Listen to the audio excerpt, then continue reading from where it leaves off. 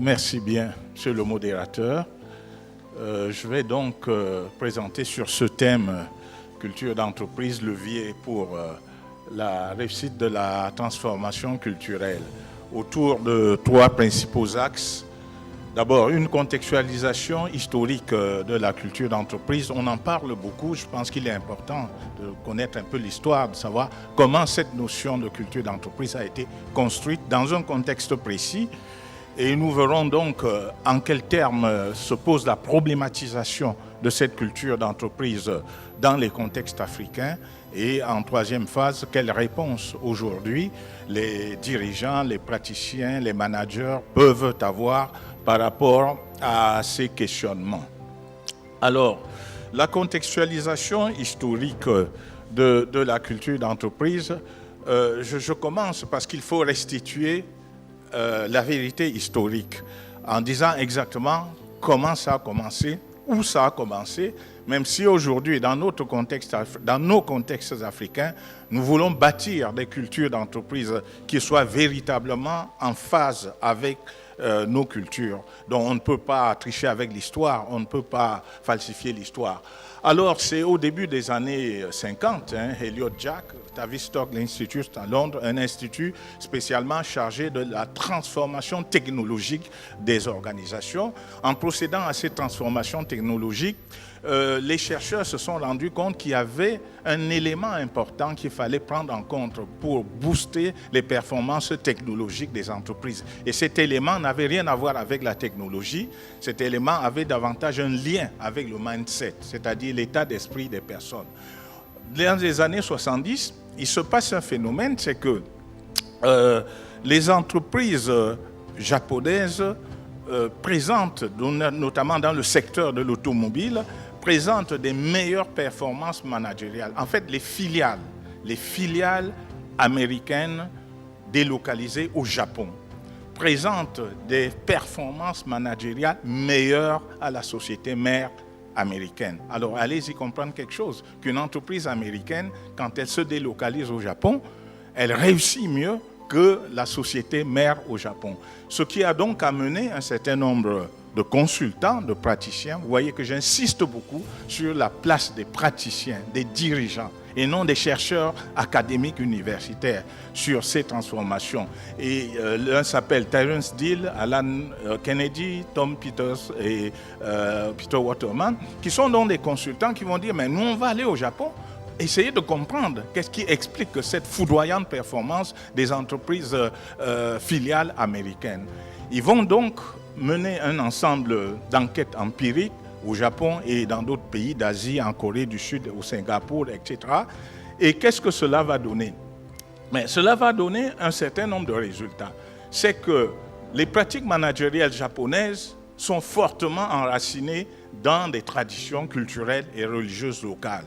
Alors que dans le contexte américain, il y avait cette tendance à séparer l'entreprise du reste de la société, à séparer, on considère l'entreprise comme une structure de création de richesse, alors que le reste de la société, la religion, etc., la famille, créent des valeurs. Et donc, ils constatent qu'au Japon, il y a une fusion, une complémentarité entre la technologie et les valeurs culturelles. L'entreprise étant vue comme une structure créatrice du lien social autour de la famille, mais l'entreprise étant aussi vue comme une structure de création de la richesse. Et l'objectif visé ici, c'est déjà de penser à concilier la vie familiale et la vie professionnelle. Donc on parle beaucoup aujourd'hui de la conciliation vie familiale, vie professionnelle. Ça ne date pas d'aujourd'hui, ça date des années 70 au Japon. Alors comment y parvenir ? C'est de mobiliser des valeurs culturelles. Alors, il se pose la question, comment nous, managers, ingénieurs, praticiens, nous allons comprendre cet état d'esprit? Qu'est-ce qui nous permet de le comprendre? Et c'est là où ils vont se tourner vers une discipline qui n'est pas une discipline managériale, qui est une discipline des sciences humaines, qui est l'anthropologie. C'est quoi l'anthropologie? C'est une discipline des sciences sociales qui étudie l'évolution des sociétés. Quelles sont les valeurs, les caractéristiques d'une société? Et en étudiant donc l'anthropologie de la société japonaise, qu'est-ce qu'ils découvrent? essentiellement une forme de congruence, c'est-à-dire de forte complémentarité entre quoi? Entre les trois principales missions reconnues universellement aux entreprises. Une mission économique, création des richesses, création de la valeur, valeur actionnariale, etc. Une mission sociale, création des valeurs immatérielles et symboliques pour faire de l'entreprise une famille, un corps social. Et aussi mission sociétale, environnementale, préservation des richesses naturelles. Alors tout cela les amène à quoi, ces chercheurs? À donc trouver dans l'anthropologie un concept corporate culture, organizational culture, traduite en français par culture d'entreprise. Alors cela veut dire quoi exactement? Maintenant que nous savons comment, par quel cheminement ce concept est passé de l'anthropologie au management, c'est Edgar Schein, qui est un chercheur américain, qui essaie de formuler un contenu en disant, au fond, l'organisation n'a pas de culture, l'organisation est une culture.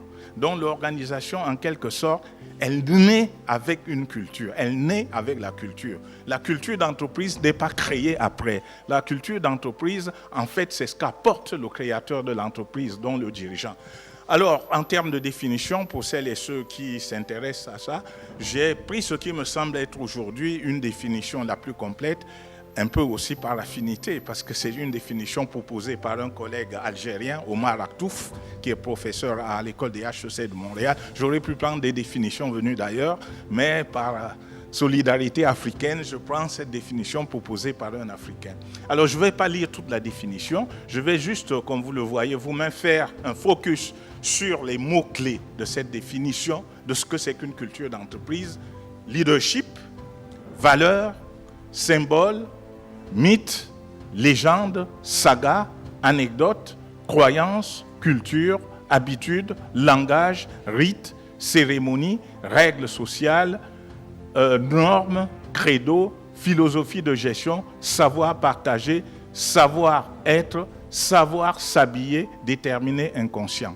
Au fond, voilà à quoi se résume aujourd'hui la notion de culture d'entreprise. Mais alors, attention, il y a eu une dérive dans la mise en œuvre de cette notion de culture d'entreprise, c'est qu'à un moment donné, surtout en contexte américain, ils ont voulu reprendre ce que les Japonais ont fait, sauf que ça a abouti à quoi? À une forme d'instrumentalisation ou d'instrumentation de la culture d'entreprise, c'est-à-dire on veut fabriquer une culture d'entreprise, on veut même concevoir un logiciel qui produit de la culture d'entreprise. Il n'y a pas de logiciel pour produire une culture d'entreprise parce que ce sont des valeurs, c'est des soft skills, ce n'est pas des hard skills, c'est des comportements humains, relationnels. Donc ce n'est pas du tout un ensemble d'outils préfabriqués, transférés, mais c'est un ensemble de valeurs humaines, rationnelles, relationnelles, symboliques, codifiées. Donc voilà, grosso modo, pour cette définition, cette origine de la culture d'entreprise, cette définition. Maintenant, passons au second point de présentation. Comment, dans les contextes africains, s'est posé le problème de, d'abord de reconnaître cette notion et de considérer cette notion de culture d'entreprise comme un levier de la performance. Alors, le problème, c'est donc de voir quels peuvent être les impacts de nos cultures africaines sur les valeurs régulatrices de mode dominant, sur les comportements. Et cela est davantage plus compliqué parce que notre écosystème entrepreneurial va faire en sorte qu'il sera difficile de penser à un seul modèle de culture d'entreprise. C'est pour ça qu'il faut parler au pluriel, parler des modèles de culture d'entreprise. Alors pourquoi est-ce qu'il faudrait par exemple s'intéresser, comme on l'a fait au Japon, aux cultures d'entreprise des multinationales délocalisées en Afrique et voir ce qu'elles apportent? Est-ce qu'il faudrait davantage s'intéresser aux cultures d'entreprise construites dans les entreprises familiales, dans les entreprises locales, c'est-à-dire par exemple les entreprises familiales? Est-ce qu'il faudrait faire du mixte, c'est-à-dire construire des cultures d'entreprise qui soient à la fois importées de l'Occident et qui soient à la fois enracinées dans notre contexte? Aussi, des problèmes liés aux sources inspiratrices de la culture d'entreprise. Et nous voyons qu'ici, le rôle déterminant du dirigeant. Parce qu'une culture d'entreprise, c'est d'abord l'affaire du dirigeant. C'est lui qui pense. Pourquoi? Parce que c'est lui qui a la vision stratégique de l'entreprise. C'est lui qui a la mission. Il a donc la responsabilité de penser et de faire diffuser cette culture d'entreprise. L'autre problème en Afrique, c'est qu'est-ce que nous enseigne l'histoire, l'anthropologie africaine? Parce que les Japonais, ils ont tiré avantage de leur anthropologie, de leur histoire. Il faudra donc qu'on se pose la question, qu'est-ce que l'histoire africaine peut aujourd'hui nous apporter en termes de construction d'une culture d'entreprise? Et on arrive à ce dernier point que je mets en grâce sur les cultures d'entreprise africaines. Au fond, c'est la question de recherche. Pour parler, comme on le dit dans le monde académique, mais dans le monde professionnel, on dira c'est peut-être le problème à résoudre. Quelles entreprises, quelle culture d'entreprise, comment faire des cultures d'entreprise des leviers, des transformations managériales performantes et durables. Vous voyez que j'insiste beaucoup sur cette idée de transformation managériale performante et durable. Parce que si on fait des performances managériales qui s'inscrivent dans le court terme, peut-être même dans le moyen terme, ça ne marche pas. Donc il faut avoir une vision long terme et bâtir ces cultures d'entreprise sur la durée. Alors, troisième étape de mon propos, les réponses africaines. En quoi les traditions, les cultures africaines peuvent donc être aujourd'hui le socle pour définir, construire l'ossature des cultures d'entreprise africaines? Vous serez surpris que je ne vais pas chercher dans l'histoire proche, mais je vais chercher dans l'histoire très lointaine de l'Afrique. Regardez cette photo. Soundiata Keïta, il a vécu au XIIIe siècle et il est fondateur de l'Empire du Mali et de la Charte du Mandé. L'Empire du Mali, au XIIIe siècle, regroupait aujourd'hui des pays comme le Sénégal, le Mali, le Burkina, la Côte d'Ivoire. Alors, pourquoi j'évoque la figure de Soundiata Keïta? Parce qu'il a énoncé cette charte, appelée Charte du Mandé traditionnel, ou Kouroukan Fouka en malinké, qu'il explique ainsi: les Nyambaka, c'est-à-dire les notables du village, se doivent de dire la vérité aux chefs, d'être leurs conseillers et de défendre par le verbe les règles établies et l'ordre sur l'ensemble du système. Donc voilà pour l'énoncé. On est au XIIIe siècle, je vous en prie, au XIIIe siècle. Ça veut dire quoi? Ça veut dire que cette charte repose sur 4 principes régulateurs: l'organisation sociale, la gestion des biens publics, la préservation de la nature et puis les dispositions finales pour la mise en œuvre. Ça veut dire quoi? Ça veut dire qu'au XIIIe siècle, en Afrique, un penseur africain qui n'a pas fait des études en management, qui n'était qu'un chef traditionnel, a par exemple déjà, au XIIIe siècle, je vous en prie, compris quelle est l'importance de la préservation de la nature. Allez me dire aujourd'hui que l'écologie, le développement durable sont des sciences occidentales. Je vous dis non, c'est une science bel et bien africaine, puisque c'est au XIIIe siècle qu'un penseur africain, même pas manager, chef, a dit: comme nous vivons dans une région sahélienne, le risque, si nous ne faisons rien aujourd'hui au XIIIe siècle, c'est que plus tard, nous soyons confrontés aux problèmes que nous vivons aujourd'hui, c'est-à-dire au problème du dérèglement climatique. Alors, cette charte a fait l'objet de beaucoup de controverses. Des personnes ont dit « c'est pas vrai, ça a été inventé », etc. Il a fallu attendre 2009 pour que l'UNESCO reconnaisse en la charte du Mandé, inscrive cette charte comme patrimoine culturel immatériel de l'humanité. Et j'aime bien ces citations de ces deux collègues. Et si la charte du Manding, proclamée le jour de l'intronisation de Soundiata Keïta comme empereur du Mali à la fin de l'année 1236, était la première déclaration universelle des droits de l'homme, bien avant celle de 48. Et ça, il faut le savoir, il faut restituer la vérité historique, c'est que les rédacteurs de la Charte universelle des droits de l'homme en 48 se sont inspirés de la Charte du Mandé. Mais comme elle n'était pas dans les bibliothèques, comme elle n'était pas dans les encyclopédies, ils n'ont pas indiqué les sources.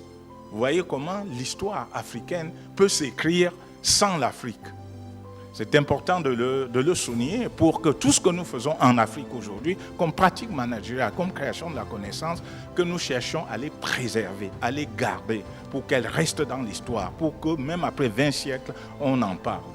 Alors, deuxième grande figure historique africaine, inspiratrice de culture d'entreprise, Cheikh Anta Diop, plaidoyer pour la reconnaissance des cultures africaines, j'ai retenu cette phrase de lui: la facilité avec laquelle nous renonçons souvent à notre culture ne s'explique que par notre ignorance de celle-ci et non pas par une attitude progressiste adoptée en connaissance de cause. Nous ignorons notre culture, nous ne connaissons pas nos cultures. Et donc du coup, nous sommes amenés toujours à aller emprunter ce qui se fait à l'extérieur. Alors, en quoi déjà ces deux grands auteurs, ces deux grandes figures historiques nous interpellent aujourd'hui et quelles ont été leurs contributions, par exemple, dans la révision d'un outil de management. Nous savons tous à peu près ce que c'est que le SWOT de Michael Porter, qui pour beaucoup ne le savent pas, n'était pas un manager. Michael Porter était un ingénieur en génie civil, mais il a quand même réussi à concevoir un outil, le fameux SWOT, pour évaluer les facteurs de l'environnement concurrentiel de l'entreprise. Et à la suite de Michael Porter, les Européens, deux Européens, Aguilar et Del Monte, se sont dit le SWOT, c'est un modèle américain adapté au contexte culturel américain. Nous allons penser le même outil, mais adapté au contexte européen.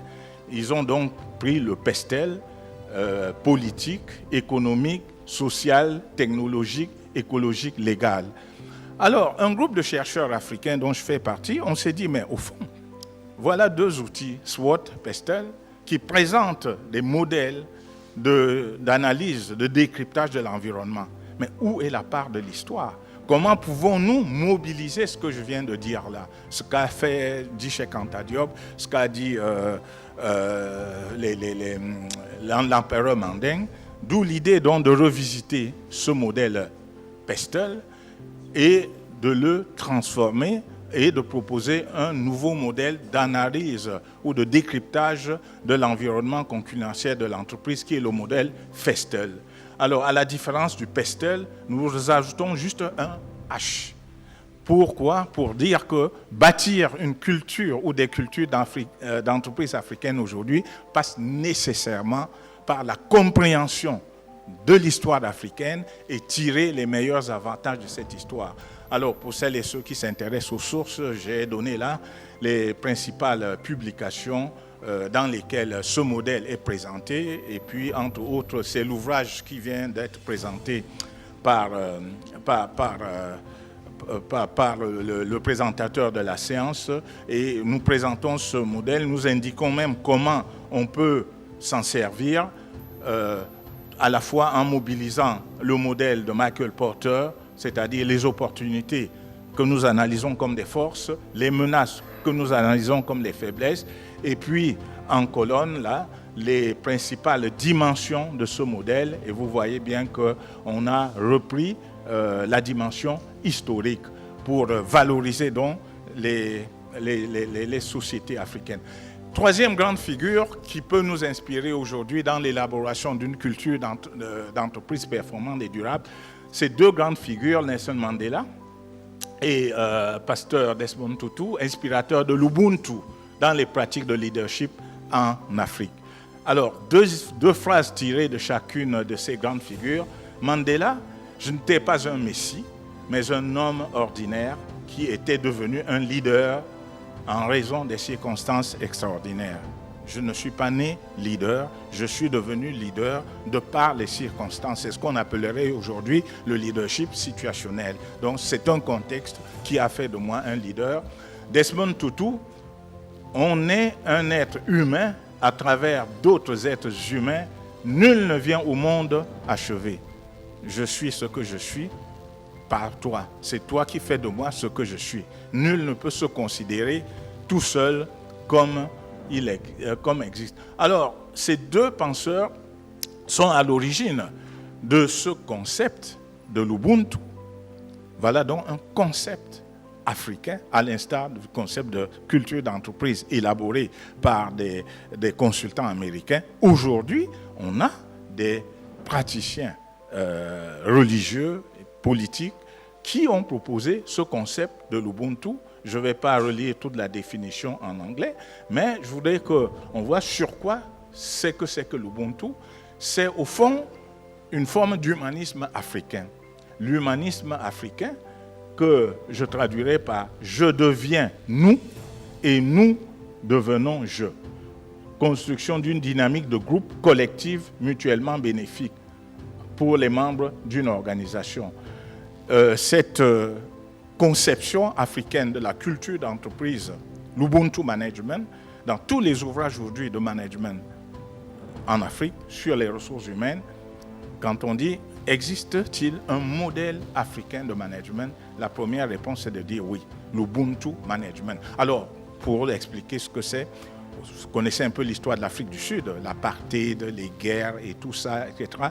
Mandela arrive au pouvoir et il dit « jamais, plus jamais, ce que j'ai vécu, on devra le vivre, on devra mettre tout par terre, recommencer à zéro, démanteler l'apartheid, reconnaître les droits de tout le monde, hommes, femmes, y compris même des homosexuels, puisque c'est le seul pays en Afrique qui a légalisé l'homosexualité et qui a légalisé le mariage pour tous. On a beaucoup critiqué Mandela pour ça, mais vous savez quelle a été sa réponse? Il a dit « j'ai été victime d'injustice. Je n'accepterai pas qu'un seul citoyen de ce pays, pour la couleur de sa peau, pour sa religion, pour ceci, pour cela, pour son orientation sexuelle, ne soit pénalisé.